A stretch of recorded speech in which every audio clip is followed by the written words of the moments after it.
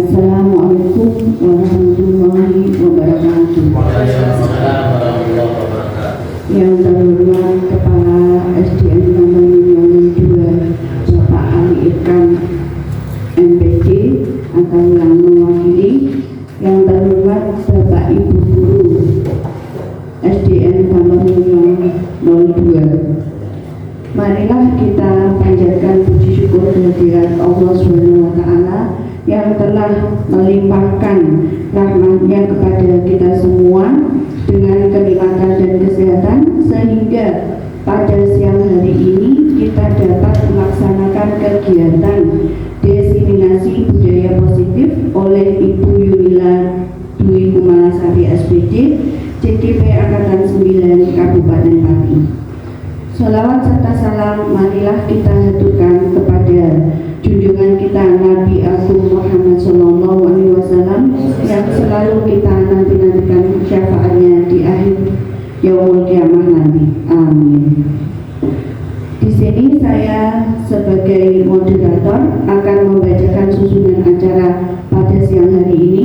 Yang pertama pembukaan, yang kedua sambutan dari Kepala SDN Taman 02, yang ketiga acara penyajian atau penyebaran budaya positif, yang keempat tanya jawab, yang kelima penutup. Acara yang pertama, marilah acara pada siang hari ini kita buka dengan bacaan basmalah bersama.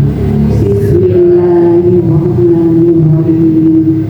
Terima kasih, semoga acara pada siang hari ini dapat berjalan dengan lancar. Acara yang kedua yaitu sambutan dari Kepala SDN Taman 02 yang akan diwakili oleh Bapak Rukani SPD SD. Kepada Bapak Rukani SPD SD kami persilahkan.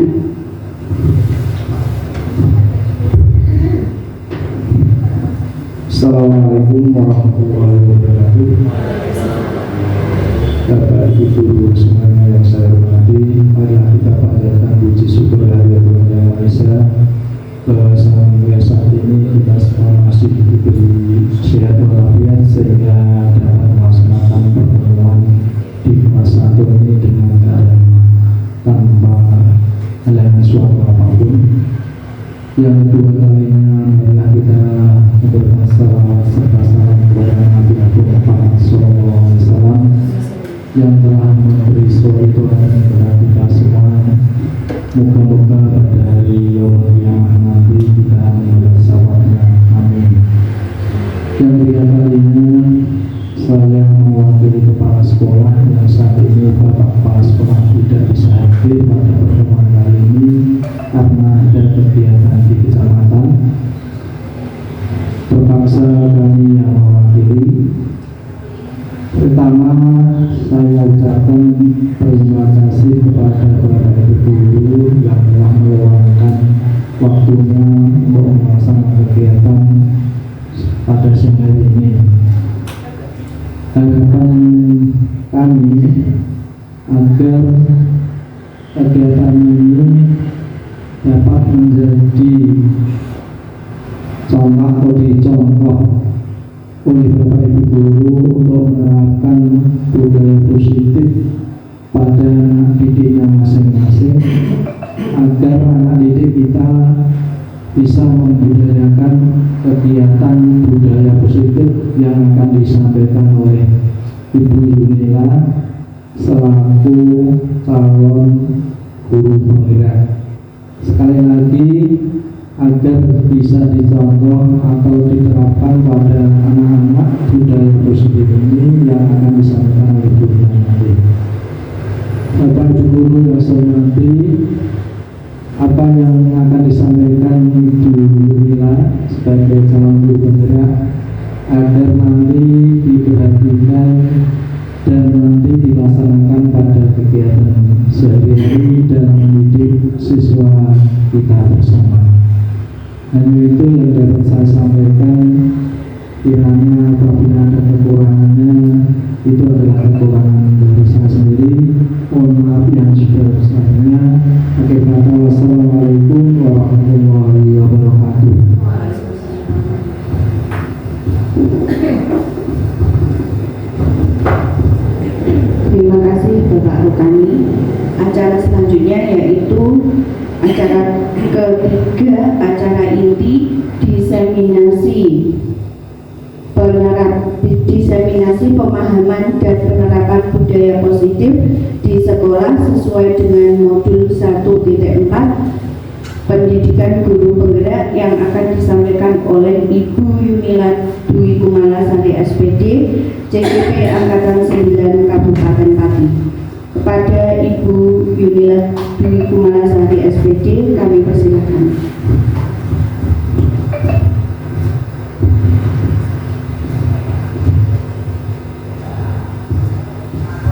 Assalamualaikum warahmatullahi wabarakatuh. Alhamdulillah pada siang hari ini kita dapat berkumpul di ruang kelas 1 ini untuk melakukan diseminasi budaya positif. Sebelumnya saya ucapkan terima kasih karena Bapak Ibu Guru sudah meluangkan waktunya untuk kegiatan di siang hari ini. Masih semangat Bapak Ibu? Semangat ya. Pada siang hari ini sambil nyemil-nyemil nggak apa-apa, sambil minum nggak apa-apa, tapi tetap memperhatikan yang akan saya sampaikan. Nah, di sini adalah modul 1.1. Harapannya di sini ya sebagai guru penggerak itu saya mendapatkan tugas untuk menyampaikan materi yang sudah saya dapatkan selama di modul 1. Modul 1 itu ada 4 submodul. Jadi ini yang terakhir yaitu budaya positif. Tujuan kegiatan diharapkan nanti dapat memahami konsep-konsep budaya positif, serta nantinya diharapkan Bapak Ibu Guru dapat menerapkan budaya positif baik di sekolah maupun di rumah. Budaya positif atau ekosistem positif. Nah, di sini menurut Ki Hajar Dewantara kita ambil contoh perbandingannya dengan hidup tumbuh-tumbuhan seorang petani. Dalam hakikatnya sama kewajibannya dengan seorang pendidik yang menanam padi. Itu misalnya adalah petani. Kalau kita berarti apa tugasnya? Mendidik anak, menuntun. Ya, di sini kalau padi dituntun untuk tumbuhnya padi, nggak mungkin kita menanam padi tumbuhnya jagung, ya. Tetap benihnya sama, cuman cara kita merawat padi itu yang berbeda. Nah, kita umpamakan sebagai peserta didik, ya, murid kalau sekarang. Ia dapat memperbaiki kondisi tanah, memelihara tanaman padi dengan cara memberi pupuk, memberi air, membasmi ulat ataupun jamur yang mengganggu. Berbeda dengan kalau kita tidak merawat. Seperti itulah yang dinamakan pendidikan, ya. Kemudian eksplorasi konsep. Nah, di sini nanti kita akan mempelajari ada 6 materi itu. Yang pertama perubahan paradigma, stimulus respon mengenai teori kontrol. Adapun disiplin 3 motivasi perilaku manusia mengenai keyakinan kelas, itu ada hukuman dan penghargaan, kebutuhan dasar manusia, posisi kontrol serta segitiga restitusi. Itu nanti yang kita akan pelajari hari ini. Nah, yang pertama di sini ada perubahan paradigma.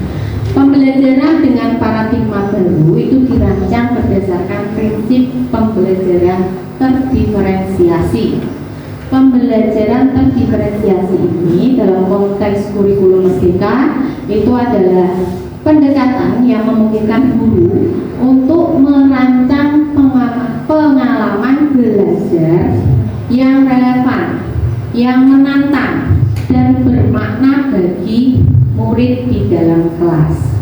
Dalam pembelajaran terdiferensiasi ini, perbedaan individual itu murid diakui serta dihormati, sehingga setiap murid itu dapat belajar sesuai dengan kebutuhan dari tahap perkembangannya untuk mewujudkan pelajar Pancasila. Masih ingat ada berapa?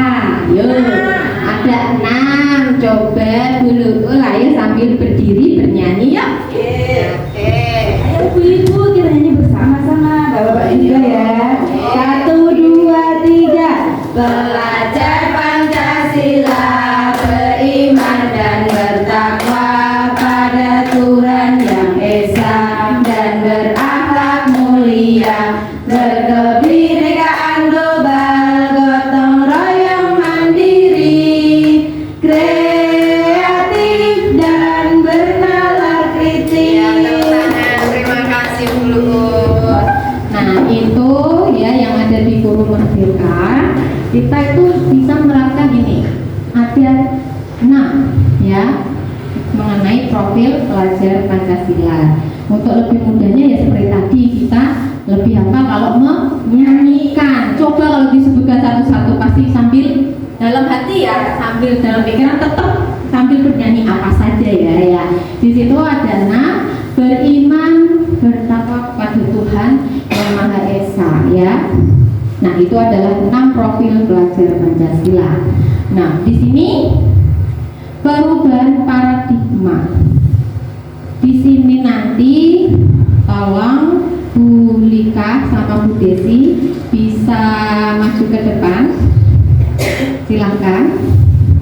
Nanti ikuti saja perintahnya. Nah, ikuti instruksi saja.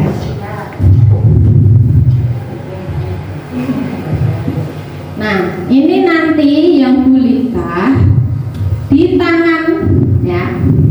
Nanti Bu Lika akan menggenggam sekuat-kuatnya karena di sini ada sesuatu yang sangat berharga sekali. Ya, tugasnya Bu Desi nanti coba dirayu. Ya, coba dirayu Mem apakah nanti akan membuka ini sesuatu yang sangat berharga sekali untuk Mem Lika. Ya, coba dirayu dulu Bu Desi. Iya. I have something for you.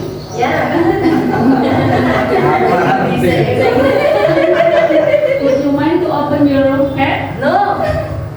I'll give what I have for you. Sama-sama bahasa Inggris. You want to open your head? No. Hand. Hand apa hand? Hand.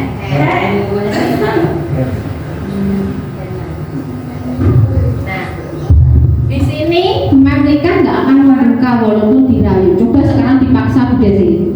Dipaksa coba yo. Dengan perkataan apa? Dengan perbuatan tindakan. Coba dipaksa. Nah, titik. Nah, coba lihat di sini. Apakah Mem Lika membuka kepala tangannya? Tidak. Berarti yang dapat mengontrol diri kita sendiri siapa? Diri sendiri. Apakah Bu Desi bisa mengontrol Mem Lika? Nah, itulah teori kontrol ya, dari dalam diri kita sendiri. Jadi Mem kalau nggak buka ya dia nggak akan, Bu Desi mau apapun dia nggak akan bisa membuka. Nah itulah ya kontrol diri kita sendiri. Ya terima kasih, beri aplaus dulu. Nah di sini bisakah kita mengontrol seseorang? Nah di sini ada stimulus responnya dan teori kontrolnya. Yang pertama, kita mencoba mengubah orang agar berpandangan sama dengan kita. Ya, itu bisa kalau dengan rayuan. Ya, itu untuk yang teori kontrolnya kita berusaha memahami pandangan orang lain tentang dunia. Itu juga termasuk teori kontrolnya. Yang stimulus respon, perilaku buruk dilihat sebagai suatu kesalahan. Itu selalu ya, apapun yang dikerjakan pasti nilainya buruk. Teori kontrol, semua perilaku memiliki tujuan. Nah, setiap tindakan itu yang salah pun pasti ada tujuannya. Jadi kita itu sebagai guru kalaupun ada anak yang salah, jangan langsung menuduh anak itu salah. Kita mencari tahu dulu kenapa mereka melakukan seperti itu. Kemudian kita lanjut. Di sini ada 4 ilusi kontrol. Yang pertama, ilusi guru mengontrol muridnya. Nah, kita sebagai guru itu harusnya dapat mengontrol anak, seharusnya. Tapi kita lihat dulu bagaimana sikap anak itu. Kita harus bisa mempelajari karakter anak itu. Jadinya nanti kita dapat mempelajari semua karakter murid dan sesuai minatnya tentunya. Kemudian ilusi bahwa kritik dan membuat orang merasa bersalah dapat menguatkan karakter. Kalaupun anak itu salah, jangan langsung disalahkan. Kita dalami dulu, kita gali dulu permasalahannya itu apa. Jangan langsung menjudge anak itu salah, nanti malah melemahkan karakter. Jadi kita mendalami dulu permasalahannya apa, nanti kita dapat menguatkan karakter anak tersebut. Kemudian ilusi bahwa semua penguatan positif, efektif dan bermanfaat. Ilusi bahwa orang dewasa itu memiliki hak untuk memaksa. Seperti tadi kita memaksa pun memang nggak akan bisa kalau bukan dari diri kita sendiri untuk yang mengontrol. Kemudian disiplin. Apa sih artinya disiplin, Mem? Ya, apa disiplin? Belajar. Ya, belajar. Nah, di sini makna asal kata ini itu diri dari murid, ya, disiplin diri dari murid. Namun dalam budaya kita, makna kata disiplin itu telah berubah menjadi sesuatu yang dilakukan seseorang pada orang lain untuk mendapatkan kepatuhan. Itu disiplin. Kemudian kecenderungan umumnya itu menghubungkan kata disiplin itu dengan ketidaknyamanan, bukan dengan apa yang kita hargai atau pencapaian suatu tujuan mulia. Kebanyakan disiplin itu emang seperti dipaksa, ya. Kemudian adapun tujuan disiplin positif. Di sini ada 3, ya. Sebagai pendidik, tujuan kita itu menciptakan anak yang memiliki disiplin diri, sehingga mereka itu bisa berperilaku yang mengacu pada nilai-nilai kebajikan universal. Tujuan disiplin adalah menanamkan motivasi pada murid, yaitu menjadikan orang yang mereka inginkan menghargai dirinya sendiri dengan nilai yang mereka percaya. Disiplin positif itu merupakan salah satu cara penerapan disiplin yang bertujuan untuk menumbuhkan kesadaran serta memberdayakan anak untuk melakukan sesuatu tanpa ancaman atau hukuman. Nah, kenyataannya di sini kalau anak melanggar aturan pasti akan kita hukum, gitu. Tapi itu sebenarnya tidak tepat, ya. Kita tidak boleh mengancam, kita tidak boleh menghukum. Tetapi apa? Nanti kita akan mempelajari itu mengenai konsekuensi, mengenai keyakinan kelas. Disiplin positif menurut Ki Hajar Dewantara dan dosen itu sebagai bentuk kontrol diri, yaitu belajar untuk mengontrol diri agar dapat mencapai tujuan mulia. Tujuan mulia di sini itu mengacu pada nilai atau prinsip yang dianut seseorang, yang mana prinsip itu berdasarkan nilai-nilai kebajikan universal. Sekarang kita lanjut ke motivasi perilaku manusia, yaitu dorongan yang timbul pada diri seorang secara sadar atau tidak sadar untuk melakukan suatu tindakan dengan tujuan tertentu. Di sini ada contohnya satu, untuk menghindari ketidaknyamanan atau hukuman, itu motivasi dari luar, ya, eksternal. Jadi apa yang akan terjadi apabila saya tidak melakukannya? Nah, itu contoh seperti tadi disiplin. Mereka itu merasa takut dulu Seperti kalau misalnya upacara anak-anak tidak membawa topi, pasti mereka membeli dulu. Karena apa? Mereka nggak pengen kalau dihukum. Nah seperti itu. Untuk mendapatkan imbalan itu yang kedua, itu motivasi eksternal. Seperti dalam pembelajaran, kalau misalnya kita mengiming-imingi anak misalnya, iya diberikan hadiah, pasti mereka akan berlomba-lomba mendapatkan yang terbaik supaya mendapatkan imbalan itu. Bukan dari dirinya sendiri pengen bisa, tidak, tapi mereka menginginkan itu, menginginkan adanya imbalan itu, jadinya mereka sebisa mungkin untuk mendapatkan yang terbaik. Bukan motivasi dari diri mereka sendiri, tidak, tapi karena ada imbalan itu tadi. Kemudian untuk menghargai diri sendiri, menjadi insan sesuai harapan. Nah, ini tujuan disiplin positifnya, ya. Mereka dapat menghargai dirinya sendiri. Mereka dapat menjadi sesuai apa yang mereka inginkan. Itu yang timbul dari dirinya sendiri atau motivasi intrinsik, di sini internal, dari dalam. Merdeka menurut Ki Hajar Dewantara itu tidak hanya terlepas dari perintah, akan tetapi juga cakap buat memerintah dirinya sendiri. Nah, itu dari Ki Hajar Dewantara.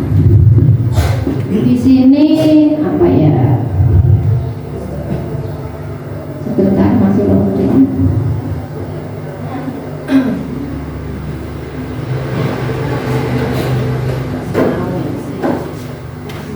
Ini kelihatannya video tapi nggak mau jalan. Ditutup.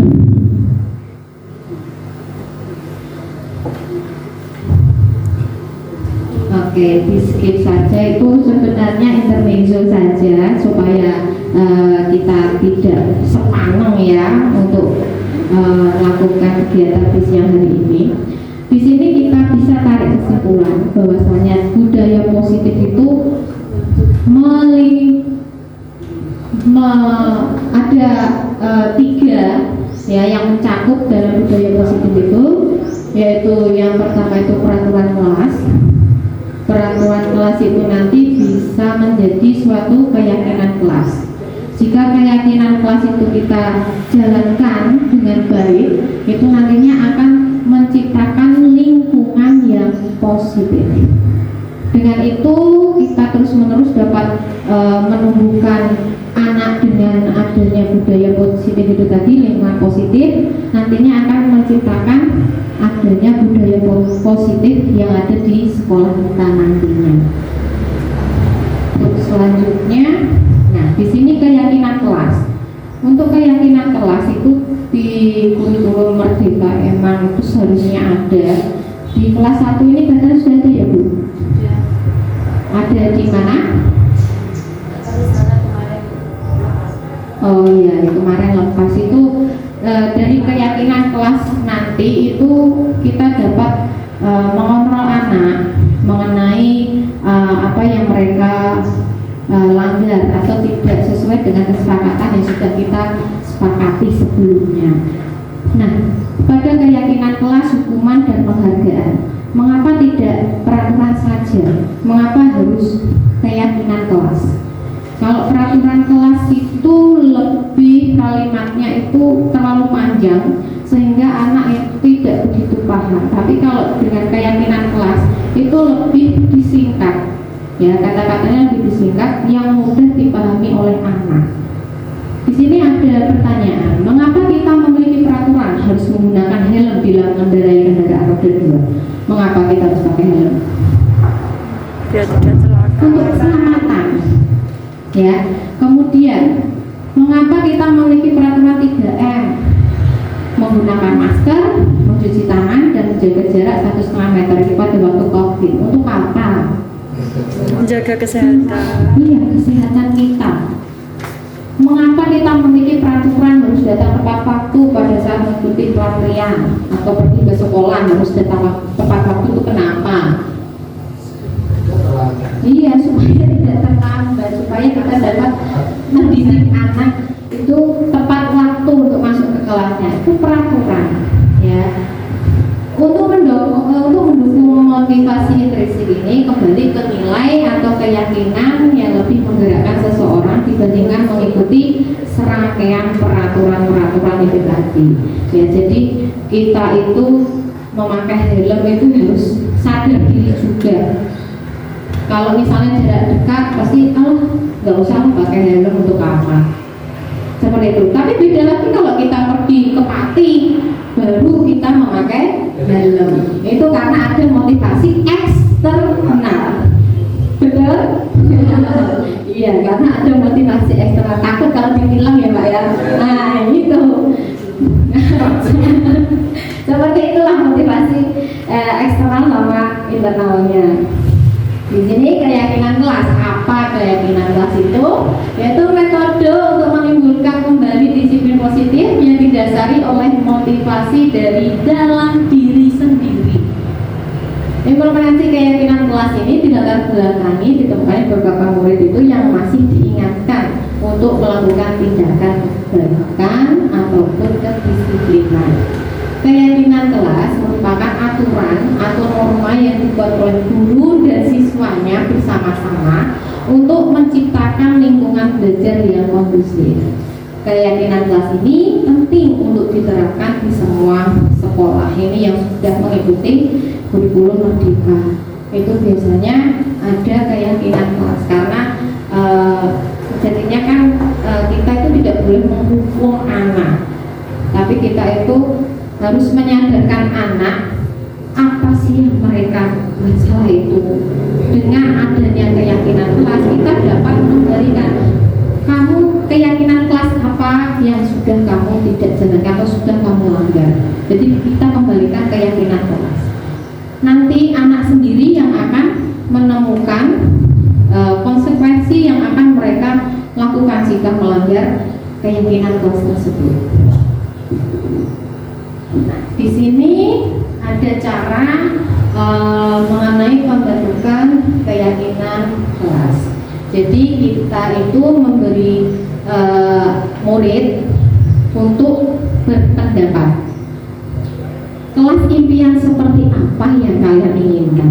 Nah, nantinya dengan pertanyaan itu anak-anak akan menulis ya di sticky note atau di kertas itu yang ditempel. Nanti anak-anak akan menuliskan saya ingin kelas yang bersih misalnya. Itu bisa dituliskan di kertas tersebut. Kemudian menyusun hasil pendapat murid itu menjadi kalimat yang positif. Di sini ada contohnya.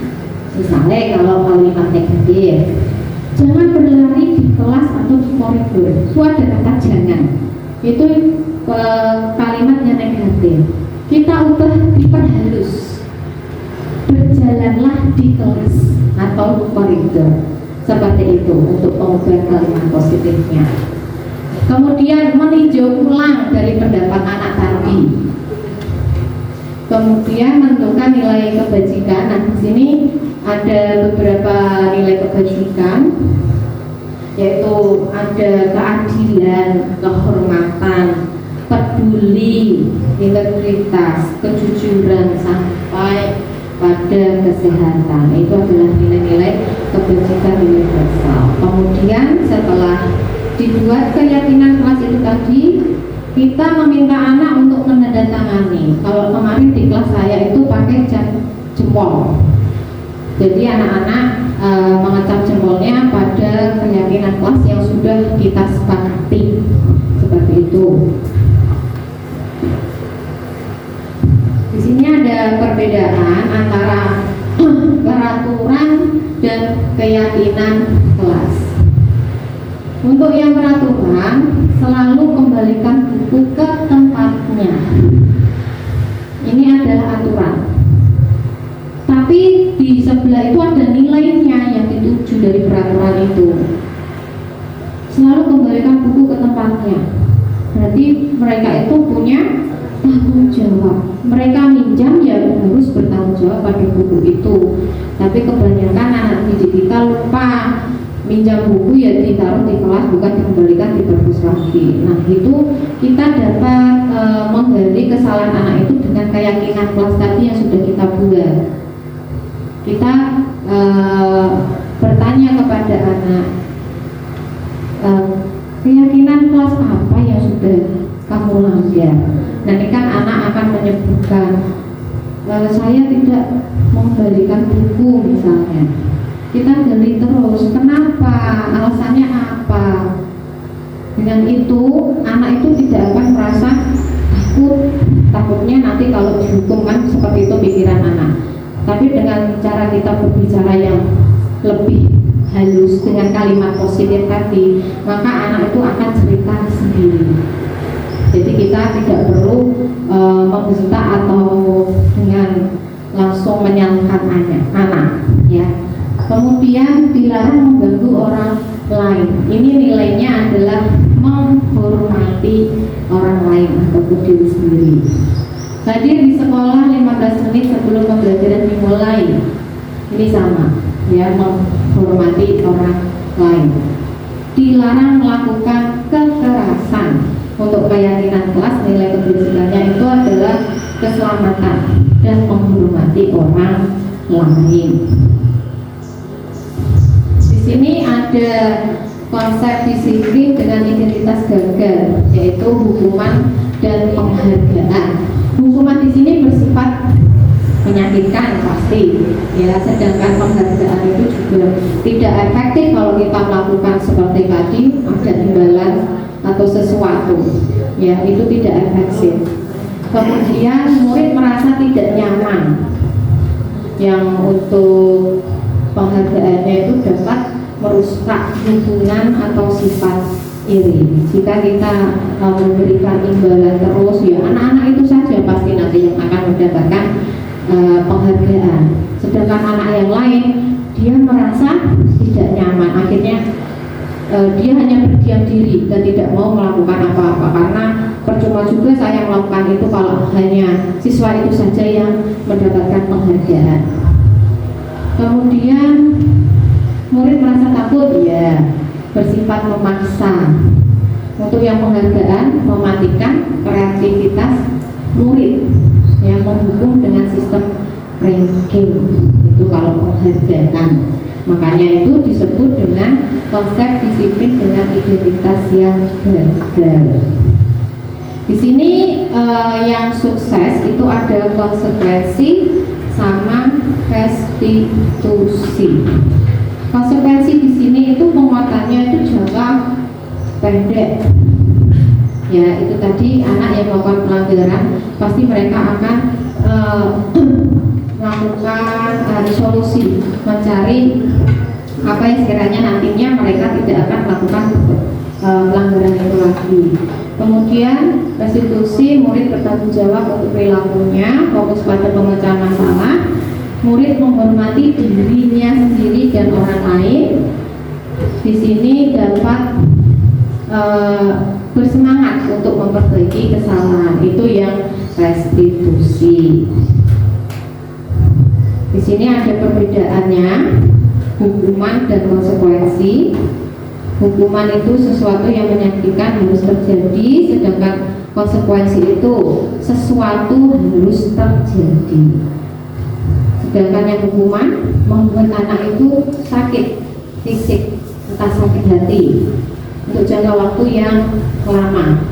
Sedangkan konsekuensi itu membuat anak merasa tidak nyaman dalam waktu jangka yang pendek. Itu seperti tadi hukuman.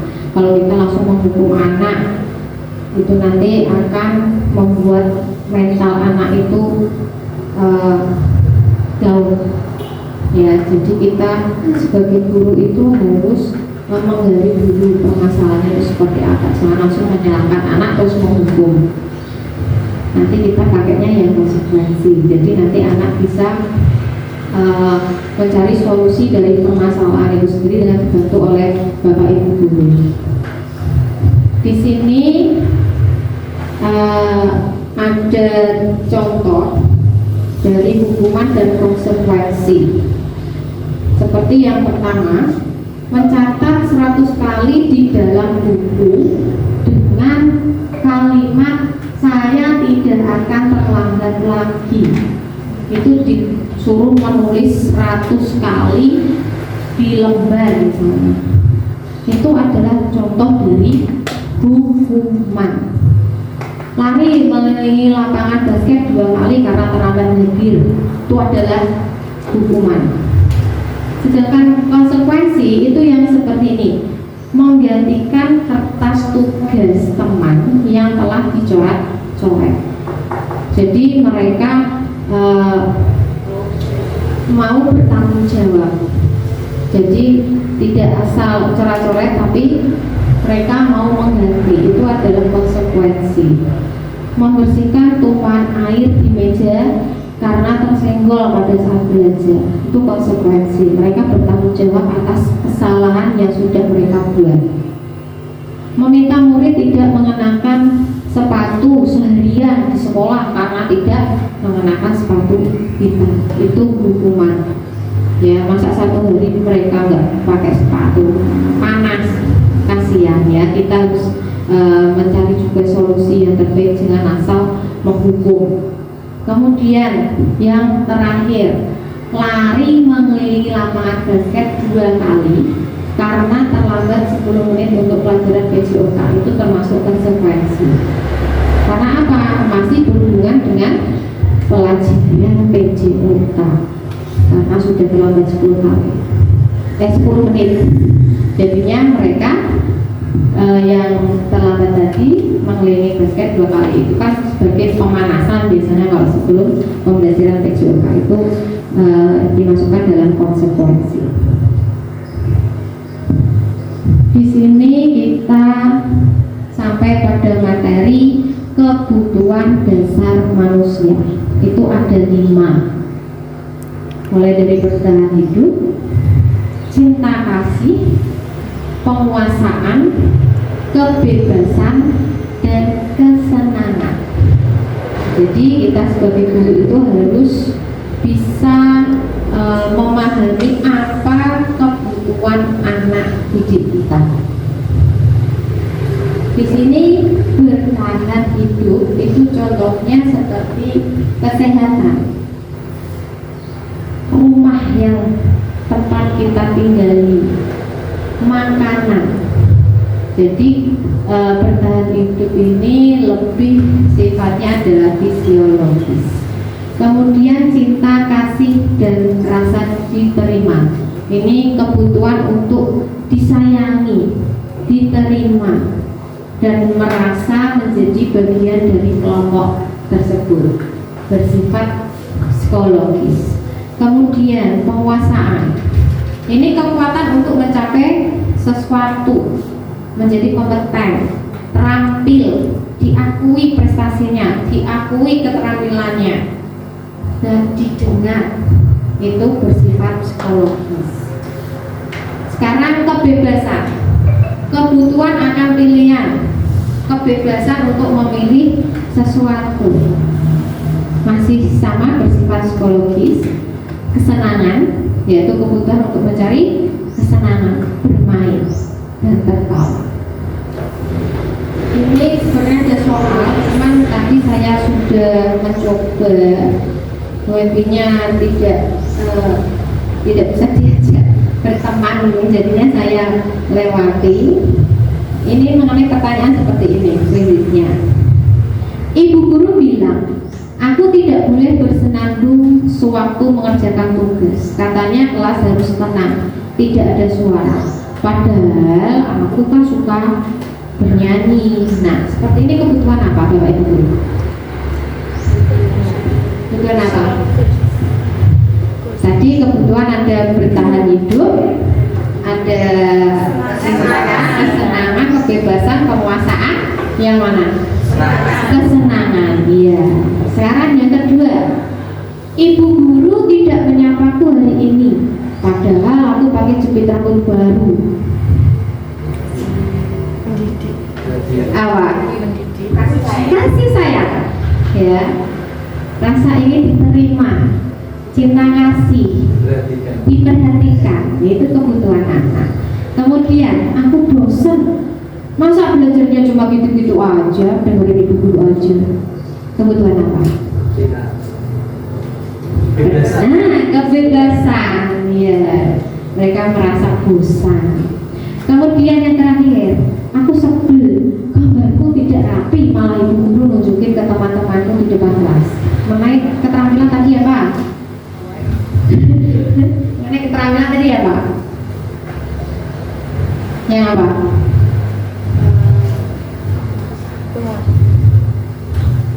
Apa? Iya, mengenai keterampilan itu kekuatan mencapai sesuatu, menjadi kompeten, menjadi terampil, ya ingin diakui, ya. Tadi kan tidak ingin diakui ya. Nah, jadi masuknya yang penguasaan. Nah, sekarang kita ice breaking dulu. Ini saya coba dulu apakah bisa.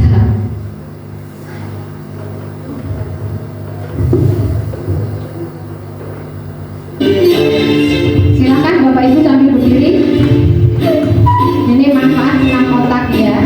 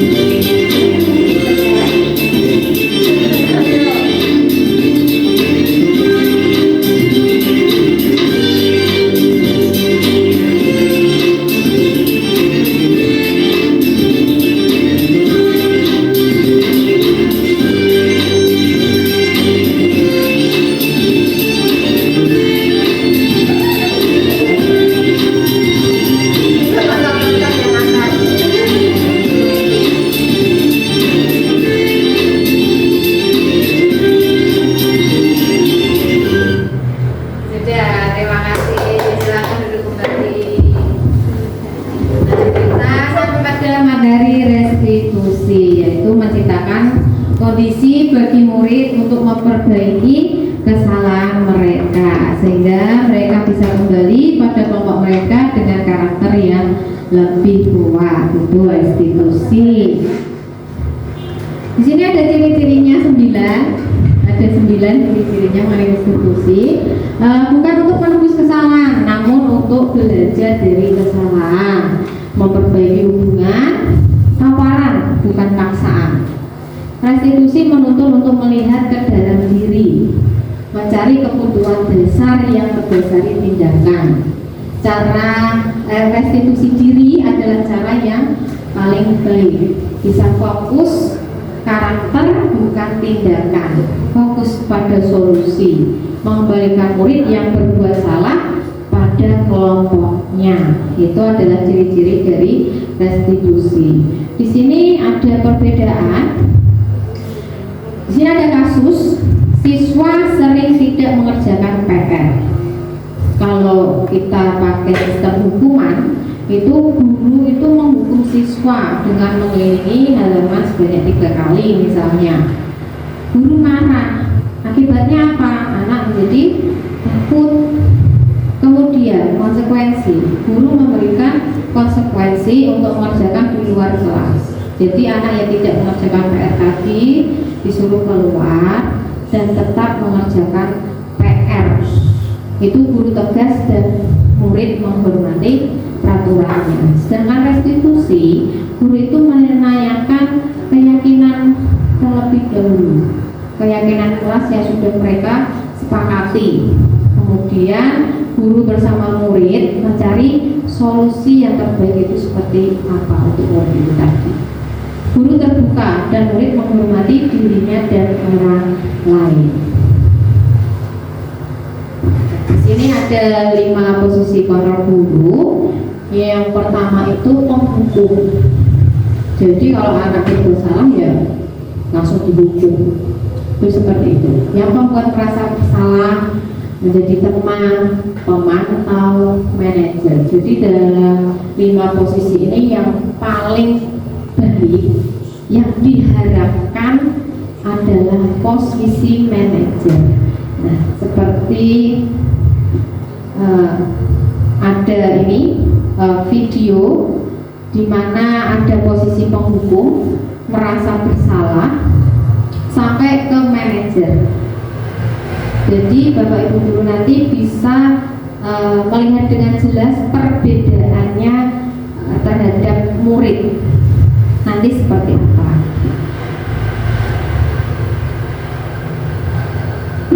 Untuk lebih memahami kelima posisi tersebut, mari kita saksikan kasus Naren yang terlambat hadir 20 menit di sekolah dan melihat bagaimana kelima posisi kontrol dalam menghadapi masalah tersebut. Posisi penghukum.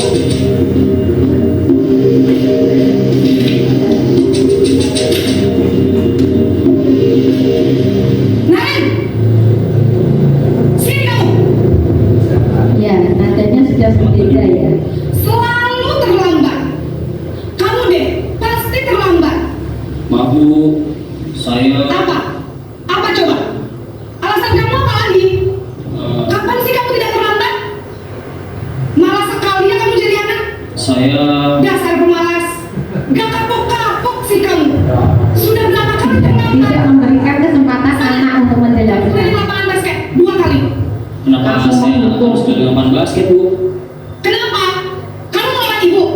Berani-beraninya jawab. Sudah terlambat, masih berani jawab pula. Sekarang keliling lapangan basket 5 kali sekalian. Biar kapok. Cepat. Pergi sana ke lapangan basket. Nah, itu posisi kontrol yang Posisi penghukum biasanya berbicara dengan nada tinggi, menghardik, menunjuk-nunjuk, menyakiti, dan menyindir. Hukuman bisa berupa fisik maupun psikis. Ibu dan bapak guru hebat. Dampak yang terjadi pada murid ketika guru berada pada posisi penghukum adalah murid cenderung akan memberontak, bahkan menyimpan dendam.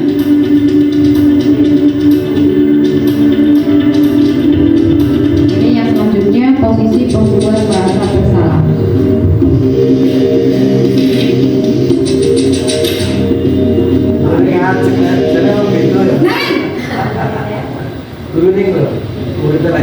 Pokoknya nada suaranya nanti yang berbeda. Naren, kamu kenapa terlambat lagi, nak? Ya Tuhan, Naren.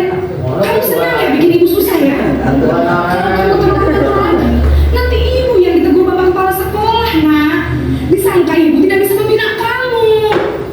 Duh, gimana ini? Maaf Bu, Duh, Gusti Naren, Naren. Kamu suka ya kalau ibu ditegur bapak kepala sekolah? Terus, sekarang ibu harus tulis apa ini di buku absen? Ini kamu sudah sering terlambat loh. Ibu harus apa coba? maaf Bu, maaf sekali. Ya sudah, lain kali jangan bikin ibu susah lagi anak ya. Ibu tidak akan kuat lagi kalau kamu begini terus. Bisa jantungan kalau ibu ditegur bapak kepala sekolah. Sana cepat ke kelas. Maaf ya Bu, maaf sekali. Posisi membuat rasa bersalah berbicara dengan nada tenang, cenderung lembut. Namun kata-kata yang diutarakan membuat murid merasa menjadi orang yang gagal, memandang buruk dirinya sendiri, merasa tidak berharga, dan tidak sanggup membahagiakan orang lain. Ketika guru mengambil posisi pembuat rasa bersalah, murid akan menganggap dirinya yang bersalah dan ia akan menyimpan emosi negatif tersebut di dalam dirinya. Sekarang di posisi teman.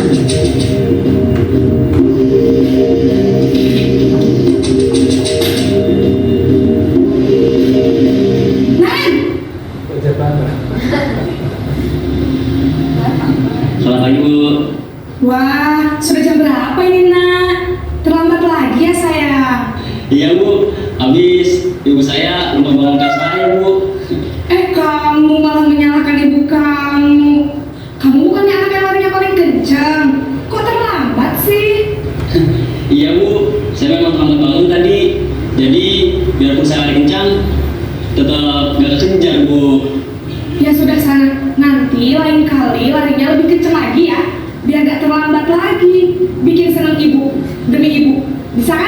Bisa lah Bu. Ya sudah, sana masuk kelas. Ibu beresin urusan absen kamu. Kamu ini ada tes saja. Dalam posisi teman, guru berbicara dengan nada suara ramah, akrab, cenderung bersenda gurau untuk menjaga suasana tetap santai. Murid akan merasa senang, aman, dan akrab dengan guru. Identitas yang tercipta adalah identitas sukses atau berhasil. Namun, perlu diingat, karena ini masih dorongan eksternal, maka ada faktor ketergantungan dari murid kepada orang tertentu. Di sini, guru absennya, sehingga di lain waktu, murid bisa berperilaku baik, namun hanya kepada orang-orang tertentu saja.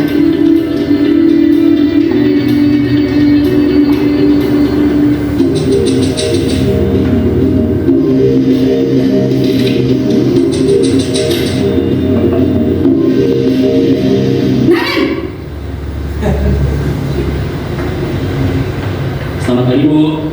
Naren, apa peraturan sekolah kita tentang jam berapa kita harus masuk sekolah, nak? Kita harus di sekolah jam 7 Bu.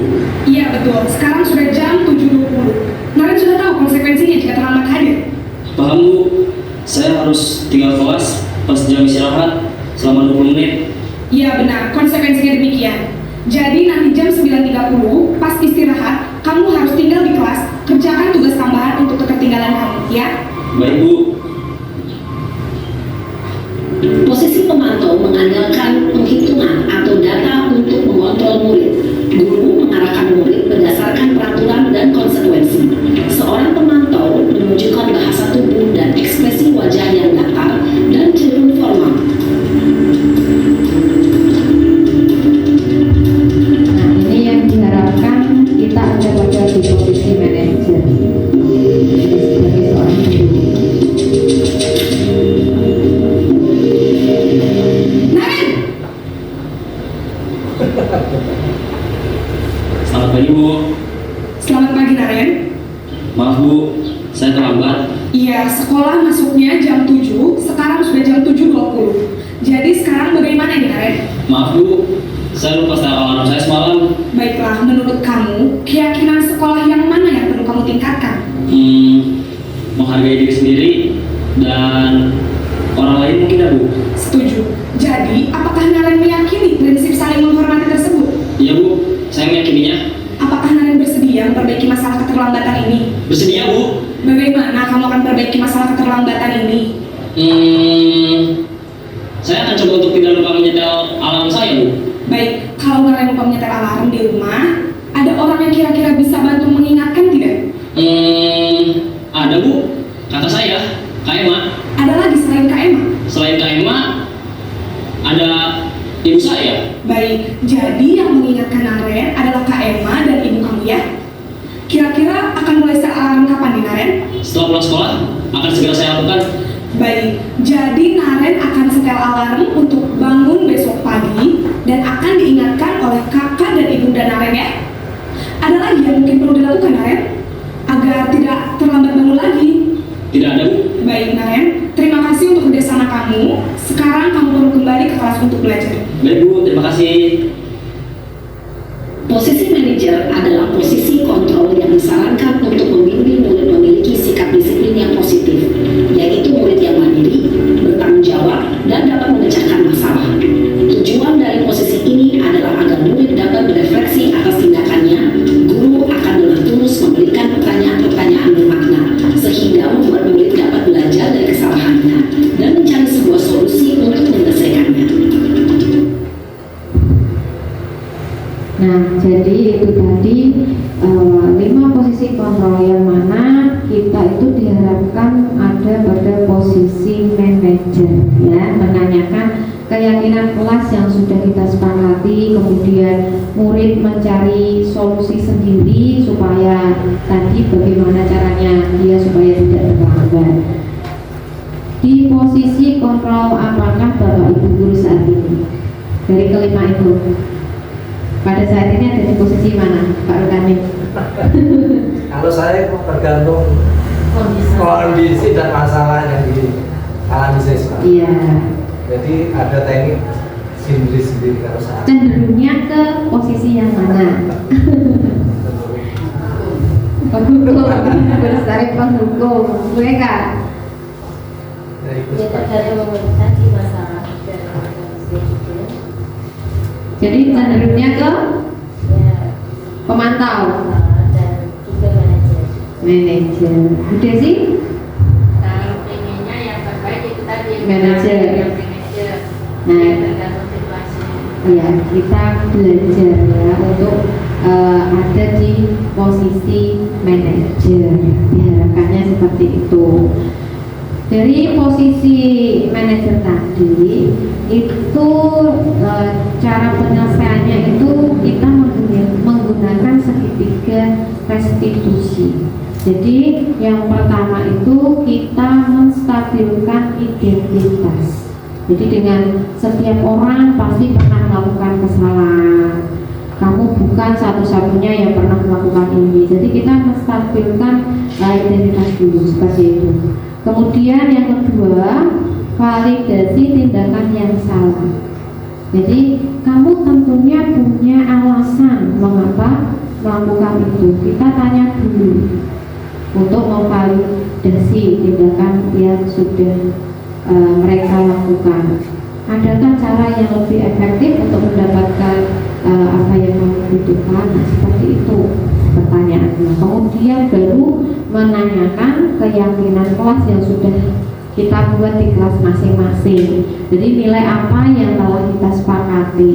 Kamu ingin menjadi orang yang seperti apa? Nah, itu yang ditanyakan pada menanyakan keyakinan kelas. Nah, di sini ada penerapan segitiga restitusi.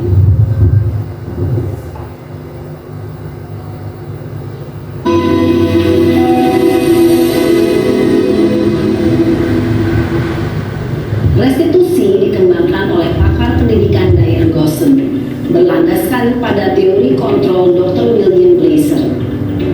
Segitiga restitusi adalah suatu proses dialog yang dijalankan oleh guru atau orang tua agar dapat menghasilkan murid yang mandiri dan bertanggung jawab.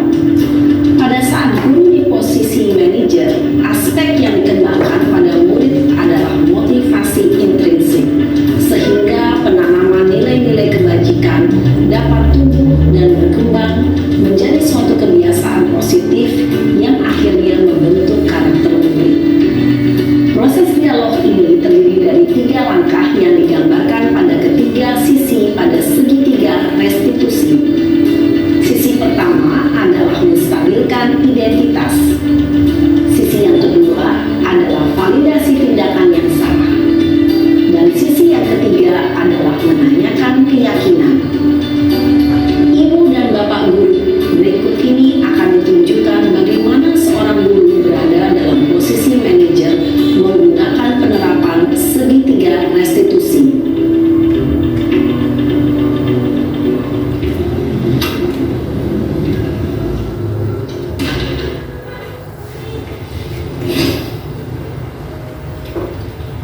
Siang Sarah, Siang Pak. sudah lama nggak ketemu Sarah. Kenapa hari ini ada di sini? Kesel Pak, kesel banget. Masa aku dikatain tukang fitnah Pak? Ya aku marah lah. Aku balik nyatain Eka di depan kelas. Kesel banget.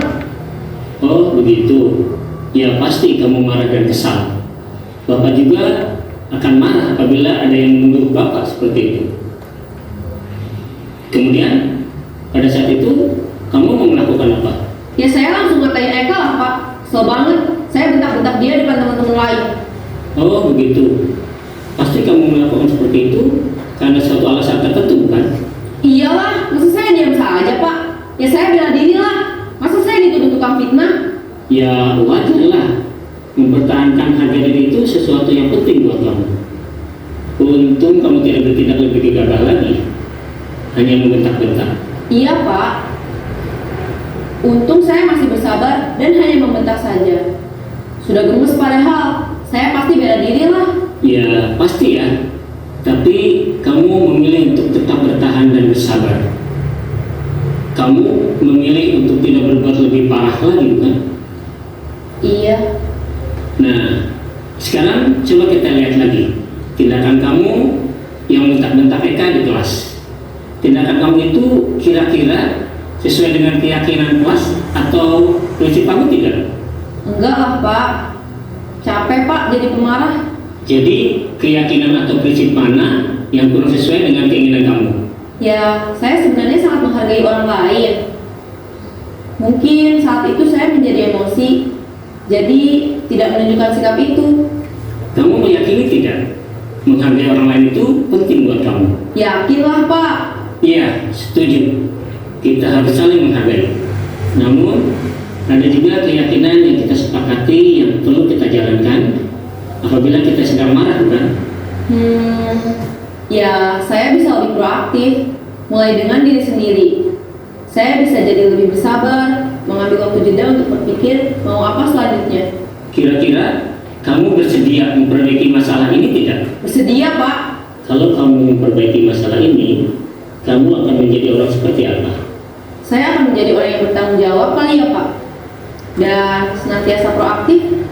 Iya, menurut kamu bagaimana rasanya menjadi orang seperti itu? Ya nyaman lah, bangga bisa bersabar dan menahan diri. Baiklah kalau begitu. Yuk kita pikirkan bagaimana memperbaiki masalah ini. Bisa dicepatin.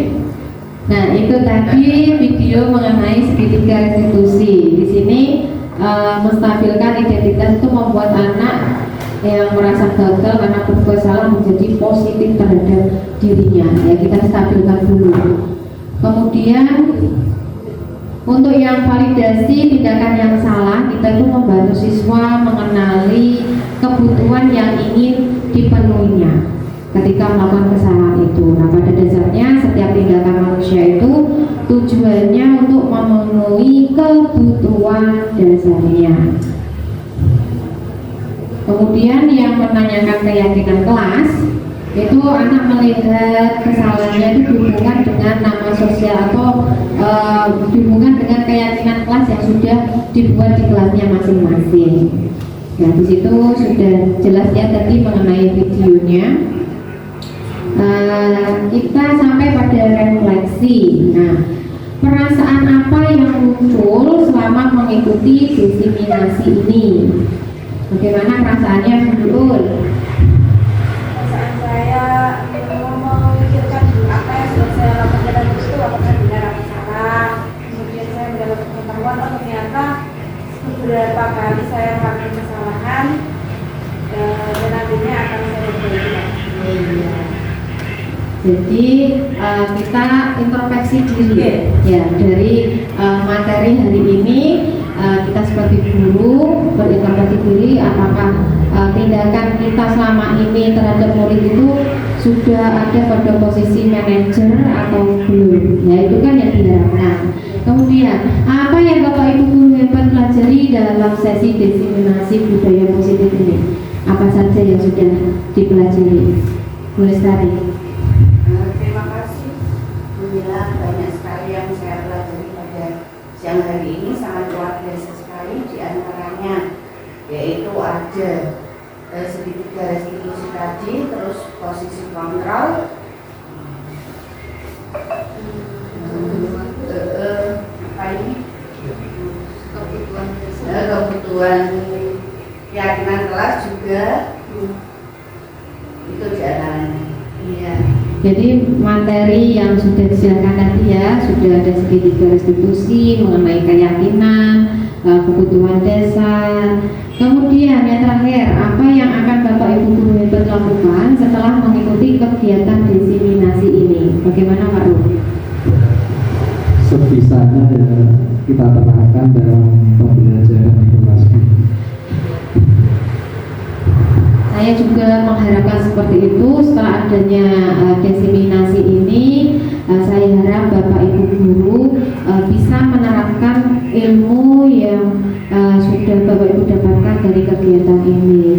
Apalagi mengenai posisi kontrol tadi ya, yang diharapkan kita jangan selalu jadi penghukum, jadilah pada posisi manajer ya. Kita selalu menggali dulu permasalahannya, jangan langsung menyalahkan menyalahkan anak tersebut. Pasti anak tersebut melakukan kesalahan pun ada alasan tersendiri. Jadi kita memberi waktu anak tersebut untuk bercerita, jangan langsung menyalahkan. Kalau disalahkan nanti anak tidak akan mau bercerita. Nah, seperti itu. Terima kasih sampai pada kegiatan ini. Kemudian untuk yang selanjutnya tanya jawab, apakah ada yang ingin ditanyakan sebelum ditutup acara ini? Oke, monggo. Masalah keluarga ini menjadi masalah yang saya alami karena kelihatannya pesan teori yang telah terima pada waktu saya di sekolah SPG tentang tadi dorongan internal dan eksternal. Kalau internal ini kalau muridnya sudah benar-benar sudah baik ya tidak masalah. Kalau murid-muridnya itu kan tidak semuanya baik. Kalau murid tidak baik terus menggantungkan dorongan internal saja, saya kira itu kan tidak akan berhasil. Supaya berhasil harus ada dorongan eksternal dari guru tadi. Jadi ini kalau dipusatkan pada dorongan internal saja, saya kira itu malah kurang baik. Sebaiknya ya tadi kombinasi antara dorongan internal dan eksternal. Terima kasih. Terima kasih Pak Rukani atas tanggapannya. Ya, kita diharapkannya memang mengeluarkan nilai dari anak itu sendiri. Tetapi kalau nilai anak itu tidak muncul, kita sebagai guru perlu mendampingi anak tersebut, betul, dengan motivasi eksternal itu tadi ya Pak ya.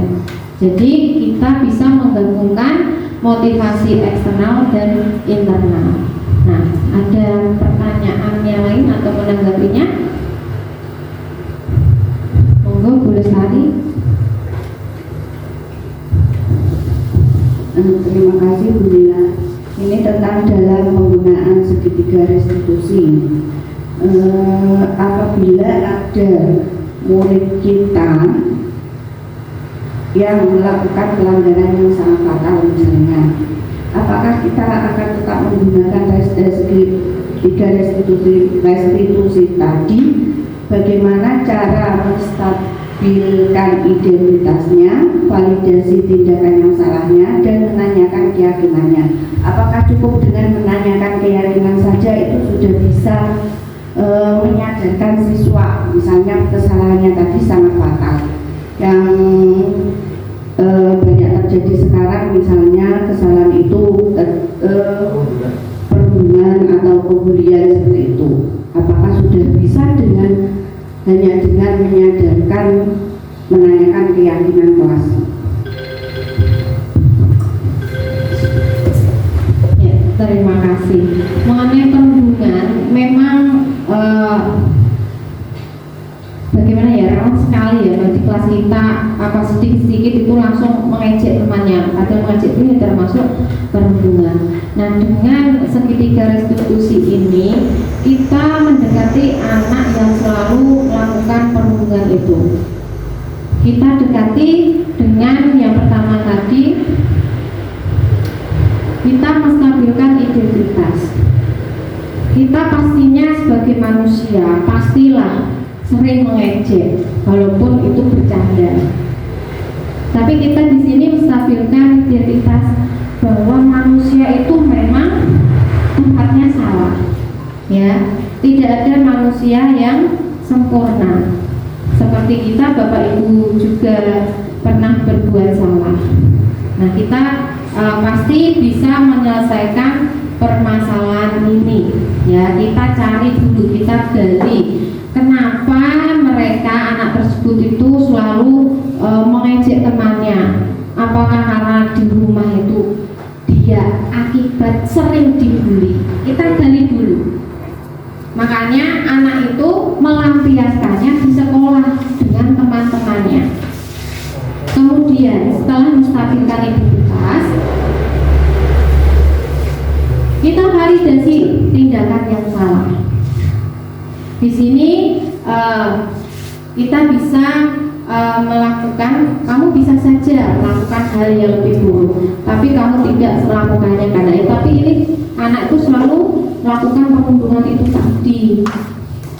Kita itu harus menjaga sikap. Jadi kita balik dulu. Kalau misalnya tadi anak yang berbuat selalu mengejek temannya itu akibat dari dia juga diejek temannya di rumah. Jadi kita cari dulu, apakah kamu di rumah mempunyai masalah dengan teman. Kita gali dulu. Nanti kan anak cerita, iya bu, saya kalau misalnya ditepeki selalu diejek, makanya saya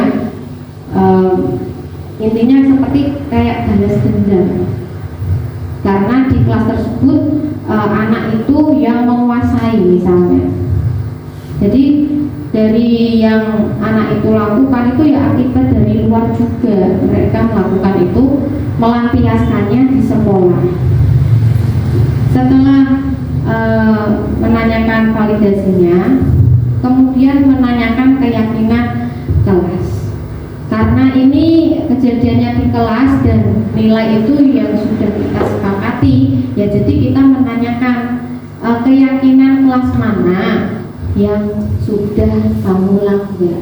Karena itu sudah menjadi suatu kesepakatan kita. Kalau pembulian berarti tidak menghargai orang lain.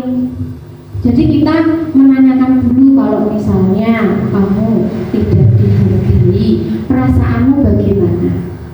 Pasti nanti anak cerita, jengkel bu karena saya sendiri ya dibully. Jadi kita sebagai guru menyadarkan kalau sikap anak itu tidak baik untuk orang lain atau merugikan orang lain. Karena sekali kalau mengejek, pasti mental anak itu down pasti. Dari anak itu tadi, jadi kita tuh menggunakan segitiga restitusi itu menggali apa permasalahannya. Dengan adanya segitiga restitusi itu, nanti guru bersama murid bisa menyelesaikan masalah dari ketiga itu tadi. Jadi kita mencari permasalahannya itu. Jadi kalau pembulian itu biasanya memang rawan sekali untuk mental anak kita. Tapi dari orang yang membuli itu ya korban juga sebenarnya. Jadi seperti itu. Ada tanggapan dari Bapak Ibu guru yang lain? Sudah cukup? Untuk menutup langsung Bu Lestari ya. Sebelum oke, monggo. Jadi kan Ini masalah kurikulum. Tadi yang saya dengar masalah hukuman dan penghargaan. Ternyata kalau pada kurikulum yang lalu, hukuman dan penghargaan ini adalah menjadi hal yang sangat penting.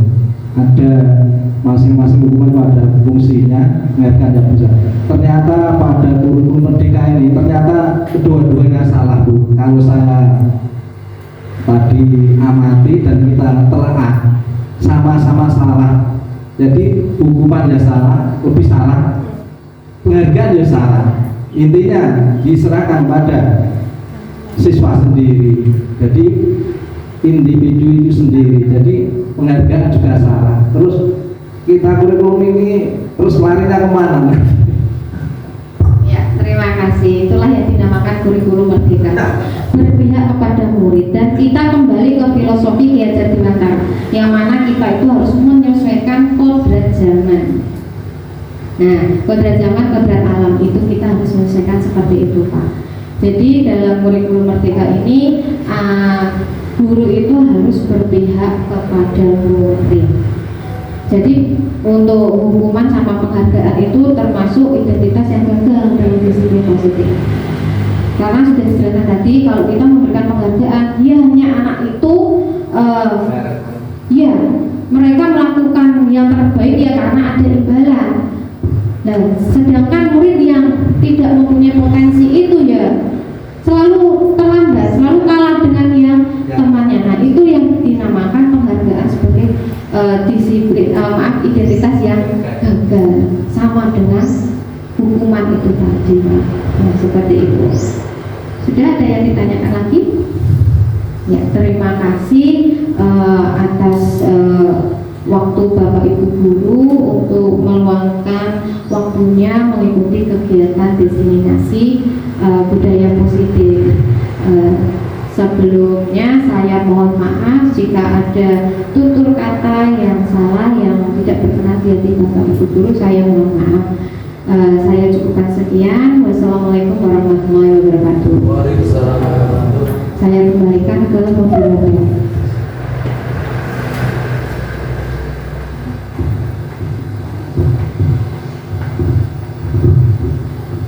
Terima kasih Bu Yumila, pemaparan yang sangat luar biasa sekali. Banyak ilmu-ilmu pengetahuan yang kita dapatkan, yang tadinya kita belum tahu menjadi tahu, yang tadinya kita melaksanakan pembelajaran ada beberapa yang salah. Dengan adanya diseminasi ini kita menjadi paham bagaimana yang baik menurut Ki Hajar Dewantara atau di kurikulum Merdeka ini. Acara selanjutnya yaitu penutup. Saya sebagai moderator, apabila ada salah kata saya mohon maaf yang sebesar-besarnya. Akhir kata, wassalamualaikum warahmatullahi wabarakatuh.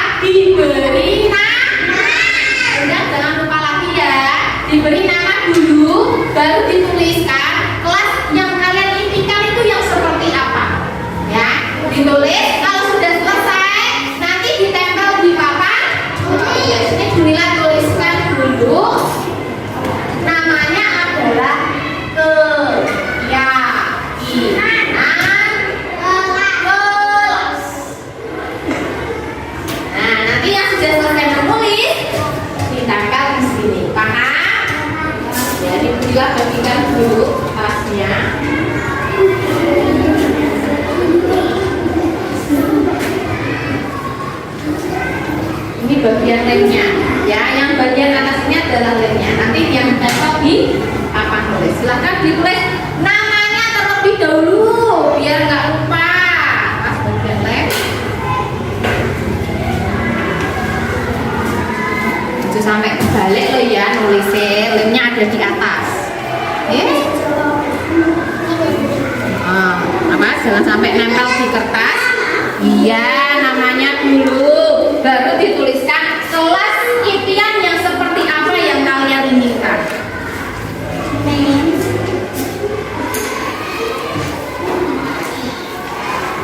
Makan.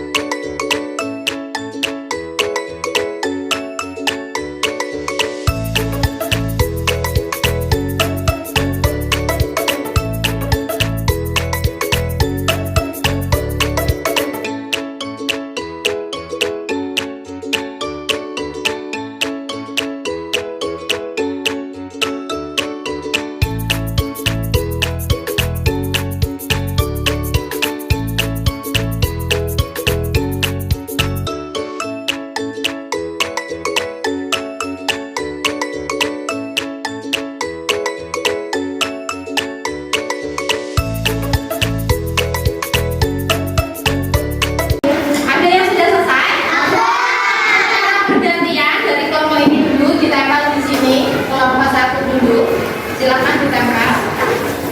Sebelah sini dulu. Nah, sak situ. Ya. Ini juga boleh. Ini kok sak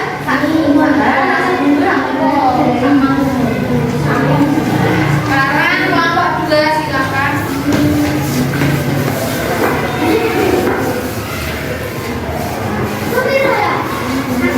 Boleh. Di bawah itu juga boleh.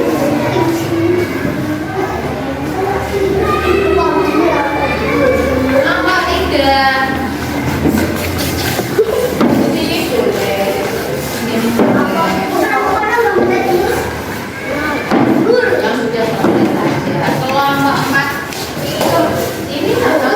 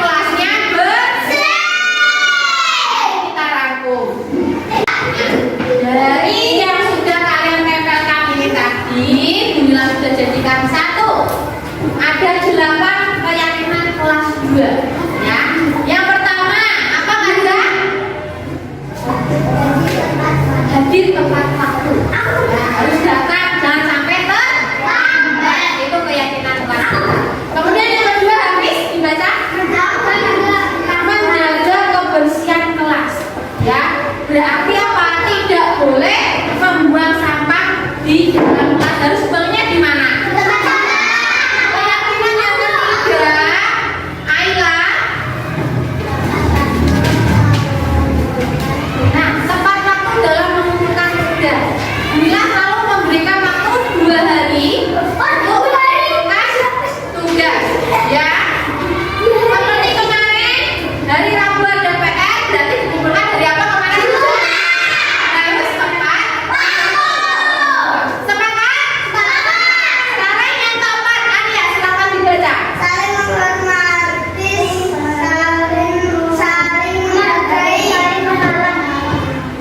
menolong dan berkolaborasi.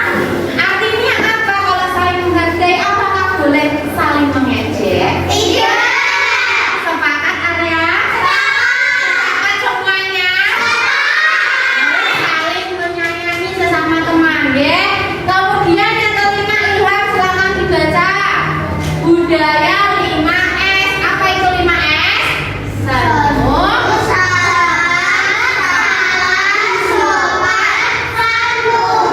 Maksudnya apa? Kalau kita bertemu teman atau bapak ibu guru harus senyum, saling, kemudian bersama, sopan dan santun. Yang keenam, Abid Zaki, Disiplin, tertib, dan rapi. nah disiplin, kalian harus disiplin. Nah, disiplin bagaimana? Bisa berupa pakaian yang kalian kenakan, itu ada jadwalnya masing-masing ya. Jadi ya, sepakat deh. Sekarang yang nomor 7, Sisi. Angkat tangan belakang. Pendapat. Nah, kalau kalian ingin bertanya atau ingin mengungkapkan ide atau pendapat, harus apa? Angkat tangan terlebih dahulu, tunjuk jari dulu. Sepakat? Kemudian yang ke-8 ini yang baru saja ya, meminta izin bila keluar entah itu mau pipis atau cuci tangan atau buang sampah, harus minta izin. Sepakat? Sekarang kita sudah meyakini ke-8 kesepakatan kita hari ini ya. Nanti kita akan jadi kalau sudah jadi. Ini kan nanti Bu Mila akan nempelkan di tembok ya, karena ini kan belum jadi, mungkin besok baru bisa kita cap jempol saja. Untuk apa?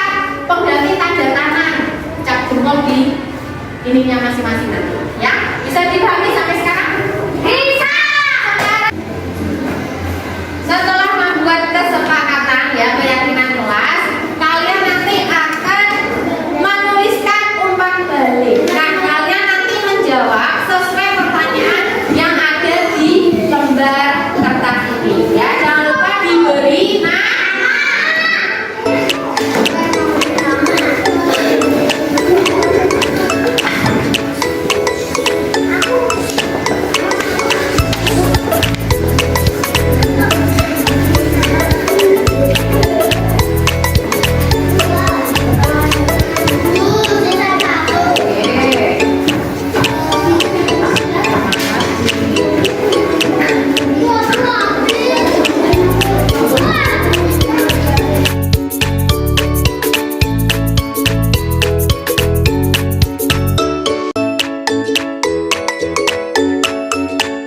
Tadi sudah menjawab mengenai umpan balik. Ya. Sudah selesai ya. Nah, sekarang Bu Mila minta tolong Diva untuk membacakan umpan baliknya. Silakan maju ke depan. Halo. Yang lainnya bagaimana? Tidak pintar. Ya, yang keras. Ketika membuat keyakinan kelas, apakah melibatkan kamu saat mendiskusi keyakinan kelas? Jawabannya Iya. Membuat keyakinan kelas melibatkan. oke. Pertanyaan kedua. Ketika membuat keyakinan kelas, apakah mendapatkan fungsi dan kebenaran keyakinan kelas yang juga kamu memahaminya? Iya.